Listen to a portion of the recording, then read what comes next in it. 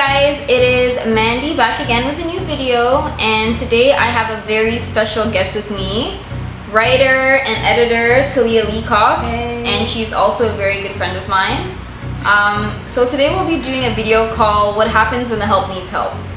And this kind of got brought up because I find that we are both helpers, I guess you can say, and I feel like a lot of people can maybe relate to that and say you're someone who maybe gives a lot of yourself to help other people. So this is in regards to the people that do a lot, and maybe sometimes people don't realize that you need some help yourself from time to time. Exactly. For myself personally, I feel like I'm that person that never wants to see anybody in need or struggling. So if they're in need of help, I am always ready to give of myself, and I will give and give and give. But when I need something, it's not even so much that people don't give back, it's that they may not know that I need help because I tend to not say anything. It's true, and I think that's what happens when I feel like you're someone who is a primary helper in a lot of people's lives. You bear this strength, and I feel like sometimes your pride gets in the way of really letting people know that, hey, like me, like I need something too. Like right now I'm not in a good space, I'm not in a good place with my life, and I really need you. And I think sometimes too, because we know situations that people around us are going through, we don't want to bear our problems on them, especially when we know that they need us for something. Right. So I think that's what makes it difficult to really get from people. It's true. I think too, we have this bad habit of knowing that we have friends that say, if you need me, call me, whatever you need, I'll be there. And we'll be in those moments, we'll be in those dark spaces, and we won't call. So right. So we know that when we say that to other people, we're being genuine, yet we don't accept other people's offers genuine. It's true. It's very true. For me, personally, I actually recently had a discussion in a training for work, and it was called, like, we kind of discussed about empathy. So empathy versus sympathy. And I'm someone who I can say I'm an empath.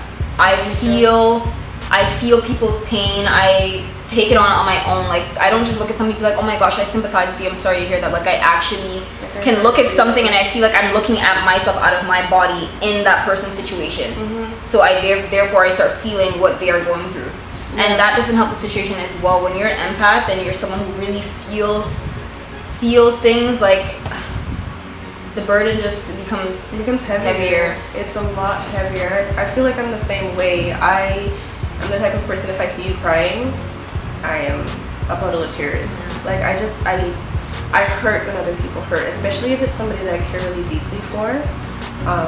You know, my heart just goes out to them, and I sort of learned to limit the amount of people that I care really deeply for, because no, it's honestly true, because it's exhausting to have this huge circle of people that you're pouring yourself out into all the time, you know?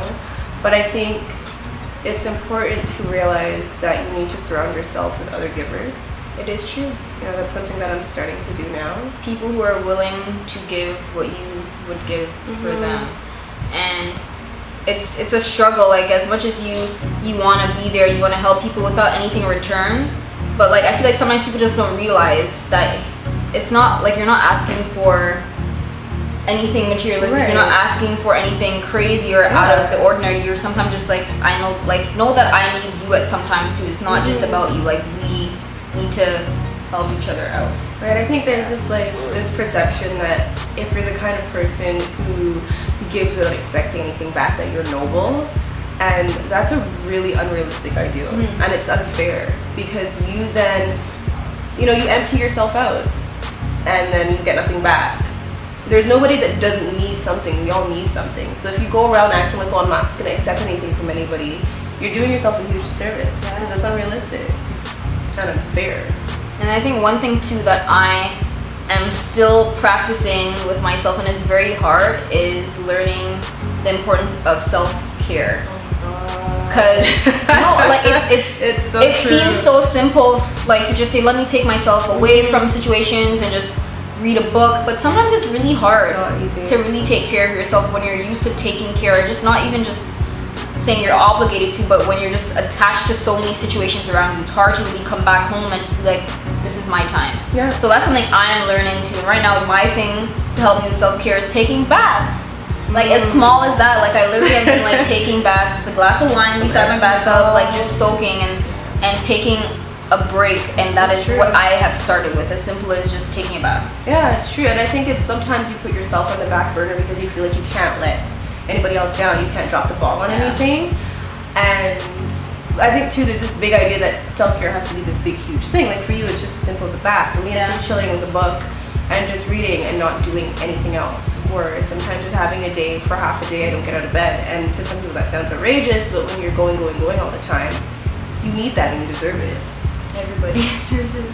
But it is hard. It is hard, especially when you have a lot of stuff going on. I feel like for me, working the field that I do, being a youth worker, working with the population that I work with, which is developmental disabilities and mental health, it's hard sometimes not to come home and take certain stuff back with you. It's hard to just leave it at work. It really, really is. And you try, but when you have made connections with people that you work with and you're so involved and invested in what you really do, it's hard to take care of yourself. It is.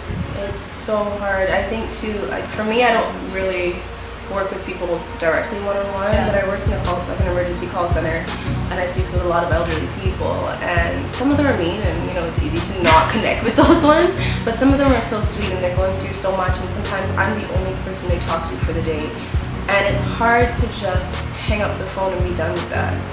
You know, like for me it doesn't end there. You know, I'm still thinking about that person when I come home, like, you know, I wonder if somebody checked in on them today. And it's so much. You can't, like you said, you can't just leave it at work and go home. It's not done because the call is done or because the work day is done. It's not done because even though the work day may have ended at 5 o'clock, at 8:30 next morning, you know you're going right back to it. So it never really ends. It never really ends. But it's so true. Self-care is such a big thing, and it's something I think we all need to learn. We need to learn how to do. Yeah, Need to learn to do.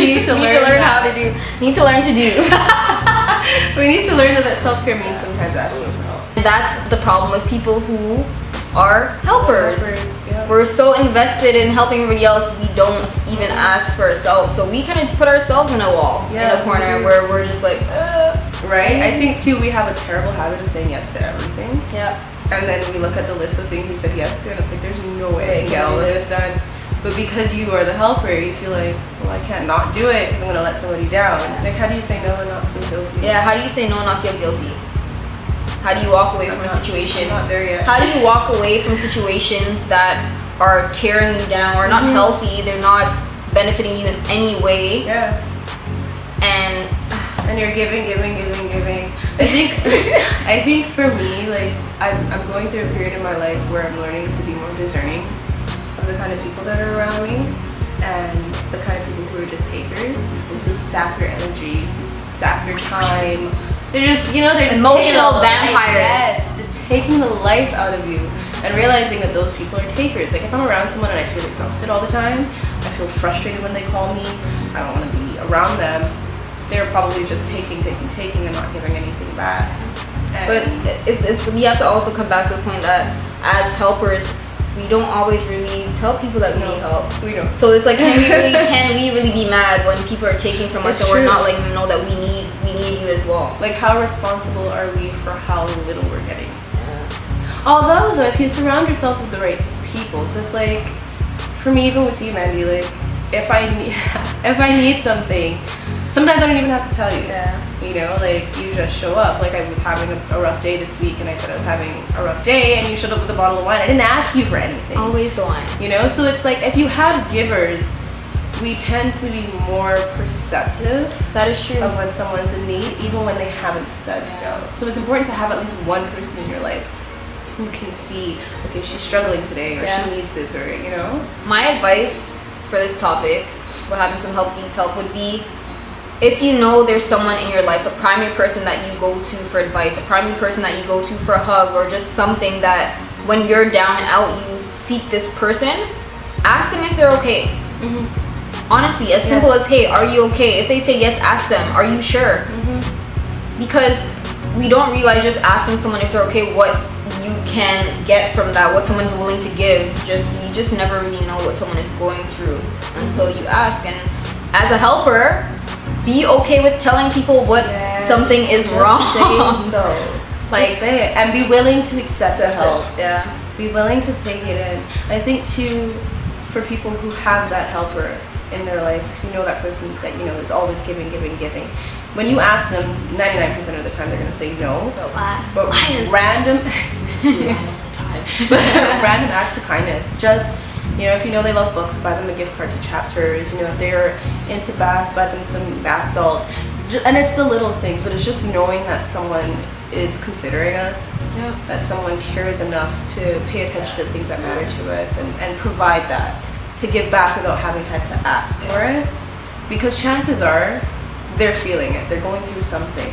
Everybody is going through something. Yeah, everybody. No matter, and I think that's what frustrates me sometimes. I feel like sometimes people look at me, they're like, oh my gosh, like you're doing this, you're always out, and you have a great job, and blah blah. Like nothing can be wrong with you. Of course not. Like life doesn't pass me by every day, and real shit happens. Yeah. Like honestly, I think you project this list, everything's okay thing, but we're going through as much shit as anybody else.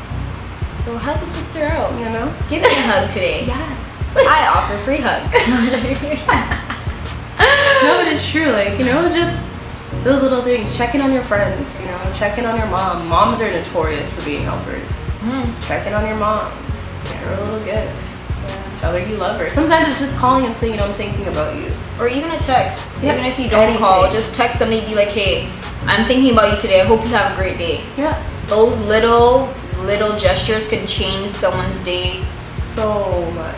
Like so much. I've had friends send me a text. They're like, no, it's just on my heart to just check in and make sure you're okay. I just want you to know how much I love you. And I broke down in tears because I was having such a bad day. Like my day was just so shit, and I was like, somebody's thinking about me. Something good is in my life. It's not all rain clouds. You know? Like, you don't know how those little gestures, how far they go. But my thing is just don't expect that even when you're down. I know sometimes it's hard to get out of dark tunnels, dark clouds. It's really hard to really get out, but if you can, when you have the chance, just make sure that if you get to a point where today's better than it was yesterday, make sure that you're making sure everybody around you is okay too. Like when you have a good day, make sure everyone else is having a good day. Yeah. You know, when you don't need to be taking care of you, take a moment to take care of somebody else. It works. It does. It really does. It's like magic. Anything else? Last comments? No. Well, thanks guys for watching this video. It was something very personal, I think, for both of us. As we've been experiencing it. I'm sure many of you guys do. So don't hesitate to comment or ask any questions or share your stories about when you have helped someone and not really felt like they've helped you back, or vice versa, or why you maybe are scared to tell people when you need help. What's stopping you? So share, comment, like, subscribe, and let us know what you guys think. And don't forget, if you are going through a tough time, try your best to just tell somebody. Get help. Yeah, get help, and always help each other. Thanks for watching. Bye.